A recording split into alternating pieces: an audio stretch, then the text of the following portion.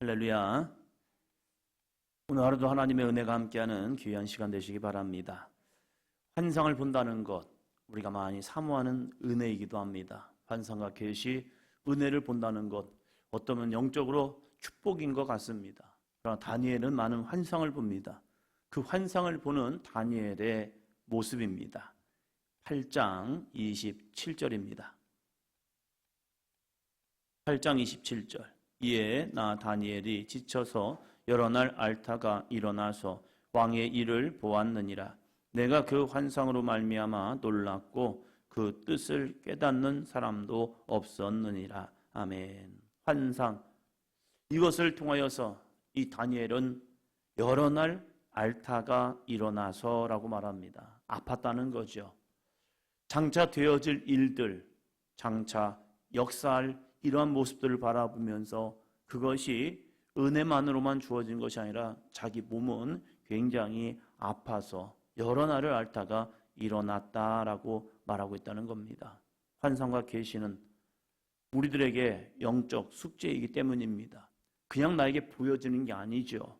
그 보여짐을 통하여서 내가 영적인 씨름을 해내어야 합니다. 그렇지 아니하면 아무런 환상 자체가 아무런 뜻이 없는 거예요.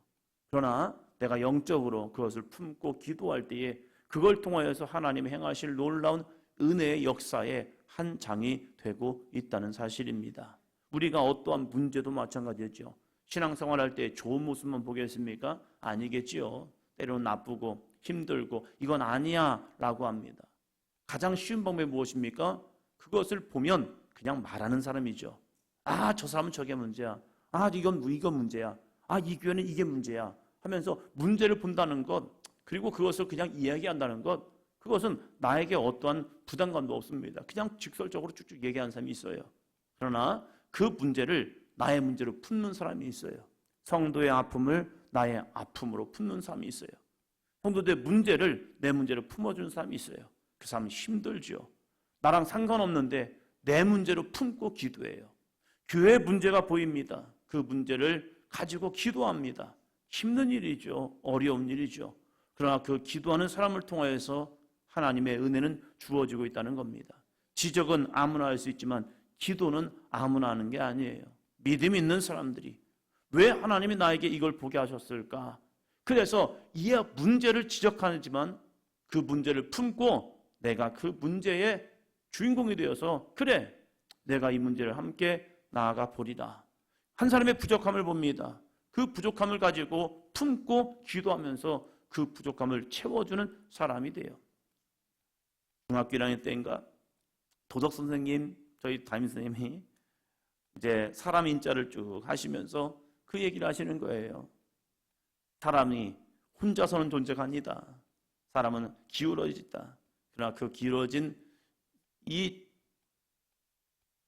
글씨를 받쳐주는 이 모습이 있어야 안정되게 살아간다. 사람은 혼자 사는 것이 아니다. 그러면서 또 도덕식 하는 거 있잖아요. 사람이면 다 사람이냐? 사람이 사람다워야 사람이지 하면서 그거 막 읽게 하고 고백하게 하고 선포하게 하고 맞아, 사람 같은 사람이 돼야 해 하면서 어렸을 때 했던 모습을 보게 됩니다.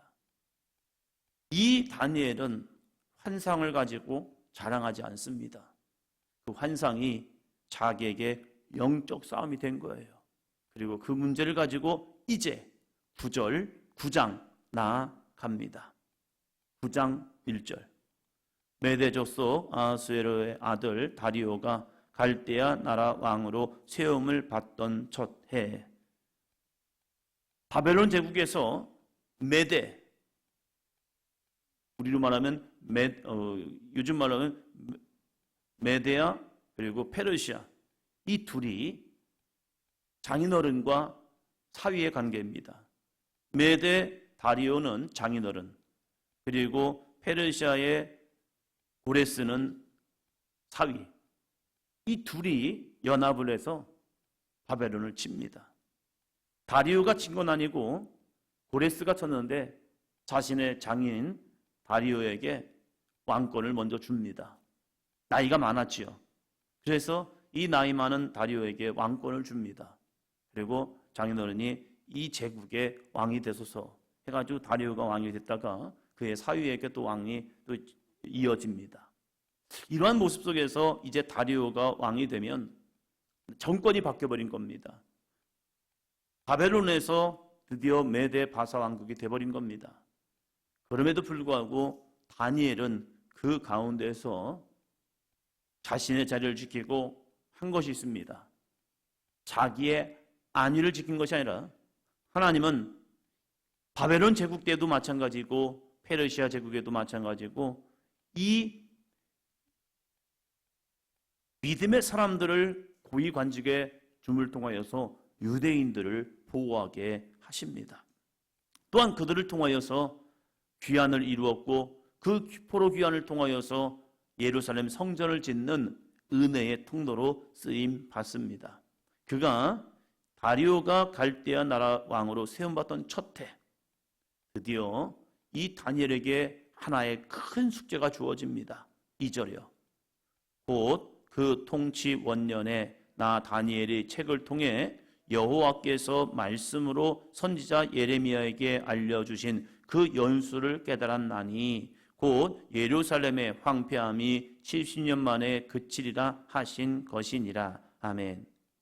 예레미야를 통하여서 알려주신 그 연수 70년 어디에 써있죠? 예레미야서에 써있죠. 예레미야 29장 10절에 보면 예레미야가 남유다의 멸망을 선포하다가 이제 회복을 또 이야기합니다. 회복을 이야기하면서 언제 회복될 것이냐? 1년, 2년 그게 아니다. 우리는 70년 만에 돌아올 것이다. 그래서 너희는 바벨론에 끌려가면 거기서 집을 사고 밭을 이루고 장가도 가고 시집도 가고 그러면서 가정을 이루어서 우리의 수가 적어지지 않게 하라 하면서 70년 포로 생활을 이야기합니다. 그럴 때 사람들은 귓등으로 듣지 않았습니다. 에이 무슨 70년 아니야 금방 돌아올 거야. 거짓 선지자를 통하여서요. 그런데 진짜 이 예레미야 말씀처럼 그들이 돌아오지 않는 거예요. 돌아오지 않을 때 사람들은 예레미야 말을 잊어버렸습니다. 그런데 이 다니엘이 어느 날 이 통치 원년 그날에 책을 통해 책이 뭡니까? 예레미야서를 통해 여호와께서 말씀하신 선지자 예레미야에게 알려줬던 그 연수를 깨달았습니다. 아! 이제 깨달은 거예요. 무려 수많은 시간이 흘렀습니다. 한 66년, 60년 정도의 시간이 흘러버린 겁니다. 이 다니엘도 예레미야를 읽다가 어느 날 예레미야서를 읽다 보니까 아하 그렇구나. 이제 우리가 포로에서 돌아갈 시간이 가까워지는구나. 이걸 깨달았어요. 그리고 그가 한 것이 있습니다. 3절이요. 내가 금식하며 베옷을 입고 죄를 덮어 쓰고 주 하나님께 기도하며 간구하기를 결심하고 아멘. 내가 금식하며 베옷을 입고 이제 그걸 깨달고 나서 아 그래 되겠네 이렇게 끝난 것이 아니에요. 은혜를 받고 나서 그냥 은혜 받았어 라고 끝나지 않았습니다. 결단을 하고 이 다니엘이 한 것이 있습니다. 금식을 합니다. 베옷을 입습니다. 죄를 덮었습니다. 여러분 금식하는 것 먹지 않습니다. 그리고 베옷을 입었습니다. 그 사람에게 죄가 뿌려집니다. 뭐 한 거죠? 죽은 거죠. 죽으면 먹지 않습니다. 그리고 그 죽은 사람에게 베옷을 입힙니다. 그리고 그에게 뭘 뿌립니까? 티끌을 뿌립니다. 죄를 뿌립니다. 그건 뭐예요? 그 사람 죽었습니다라고 하는 거예요. 약속의 말씀을 얻고 나서 이 다니엘이 한 것이 먼저 자기 죽음입니다. 자기 죽음이 뭐예요? 회개이죠. 우리는 은혜 받고 그냥 은혜 받았어 라고 끝납니다. 아니요. 은혜 받은 것이 아니라 깨달은 거죠. 깨달았으면 그 깨달은 말씀이 은혜가 되기 위해서 필요한 것은 무엇입니까? 진정한 회개입니다. 회개할 때 많은 사람이 착각하는 것이 누구 때문이네 누구 때문이네 그럽니다. 자기 희생은 없습니다. 그러나 다니엘을 보면요 자기 희생을 먼저 합니다. 먼저 금식하고 베옷을 입습니다. 자기의 옷을 정결하게 합니다. 그리고 속사람의 욕구, 식욕을 끊어버리는 거죠. 금식합니다. 베옷을 입습니다. 그리고 죄를 덮어 씁니다. 죄를 뿌린다는 것은 내가 티끌에서 와서 티끌로 돌아갑니다. 이걸 또 상징하기도 하죠. 그러면서 중요한 게 있습니다. 거기서만 멈추면 그가 뭐 잘못했나 이겁니다. 중요한 게 있죠. 주 하나님께 기도하며 간구하기를 결심합니다. 주 하나님께 기도하며 간구하는 것이 중요한 거죠. 이거 하기 위해서 앞에 3개를 한 거예요. 금식하며 배옷 입고 죄를 덮어 쓴 겁니다. 왜요? 회개하고 하나님께 나아가려고요.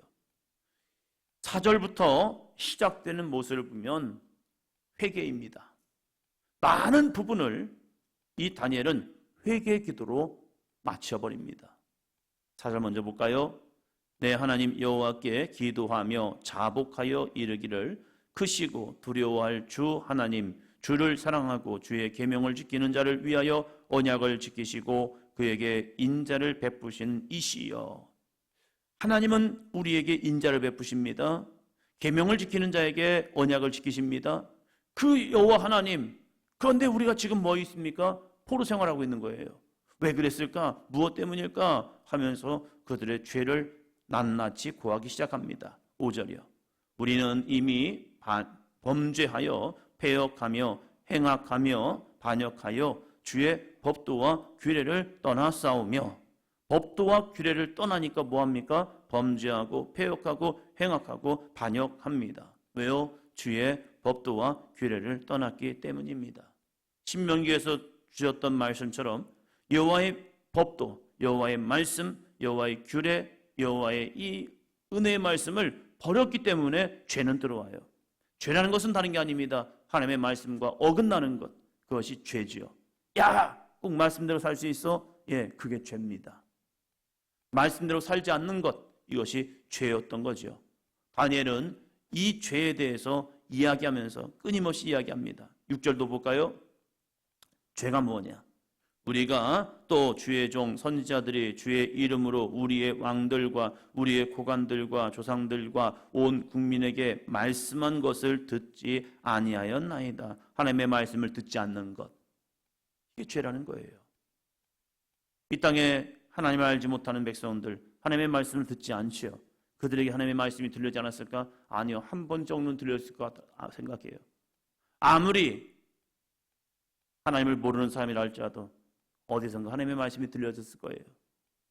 12월 25일이 되면 하나님의 말씀이 온 세상에 전파되죠. 메리 크리스마스. 즐겁게 하나님 주님을 예배합시다. 메리 크리스마스, 메리 크리스마스. 믿지 않는 사람들도 이렇게 얘기하죠.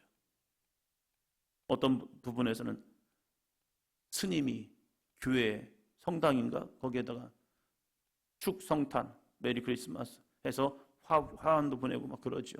알죠. 아랍에서도 성탄절이 되면 메리 크리스마스 써놓고 성탄절 또 백화점에서 또 이렇게 하죠. 어쩌면 상업주의적인 모습도 강하지만 그 상업주의 속에 복음은 끊임없이 세상 가운데 전파되었다는 사실입니다. 그 모습에서 뭐 한 거예요? 듣지 않은 거죠.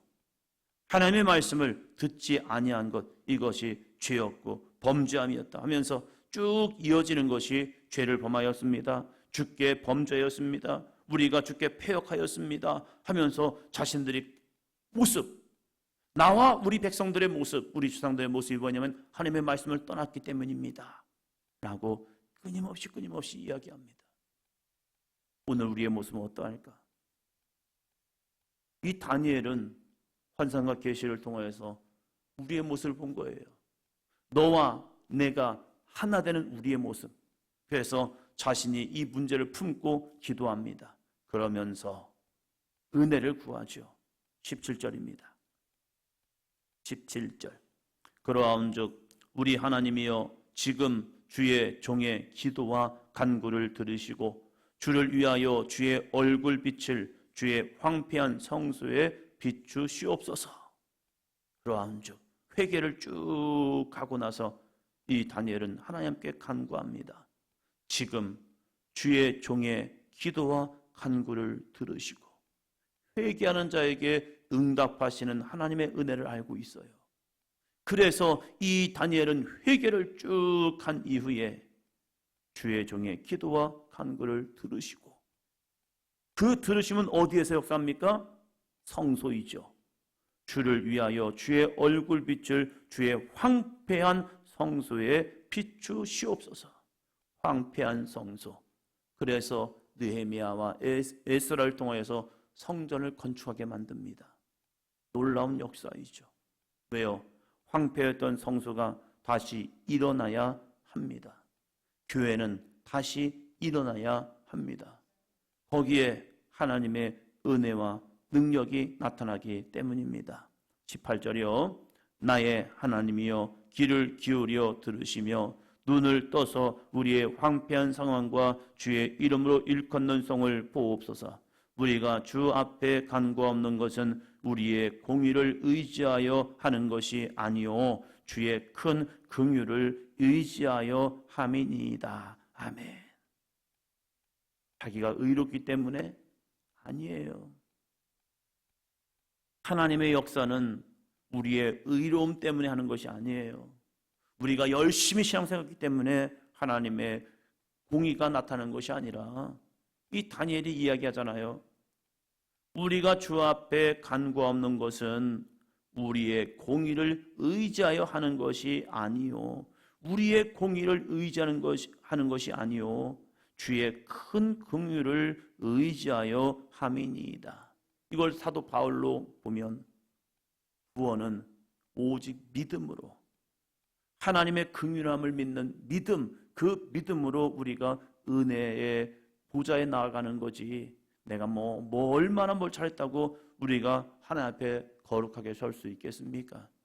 부족한 우리를 의로와 내가 너의 죄를 사하노라 내가 너의 허물을 용서하리라 그 은혜 때문에 서는 거죠. 다니엘은 이 백성이 회개했기 때문에 이제 된 거예요. 그게 아니라 회개를 통한 하나님의 은혜가 주어지기에 이제는 응답해 주세요 라고 기도하면서 유명한 기도를 하죠. 19절이요. 주여 들으소서 주여 용서하소서 주여 귀를 기울이시고 행하소서 지체하지 마옵소서.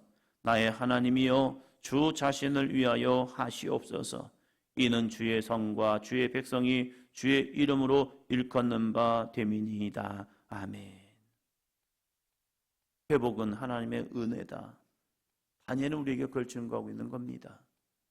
우리가 조금 세상 사람과 저들은 저렇고 우리는 이래 이게 아니라 세상 사람과 우리가 다른 건 하나의 모습이죠. 회개하는 거. 세상 사람도 죄인이고 우리도 죄인이에요. 그런데 하나님이 우리를 그래도 의로와 라고 하는 것은 예수 그리스도를 믿고 내가 신앙생활 잘하기 때문에 의로운 것이 아니라 회개라는 은혜의 도구, 십자가의 거룩한 능력을 믿기 때문에 우리가 구원받는 거지.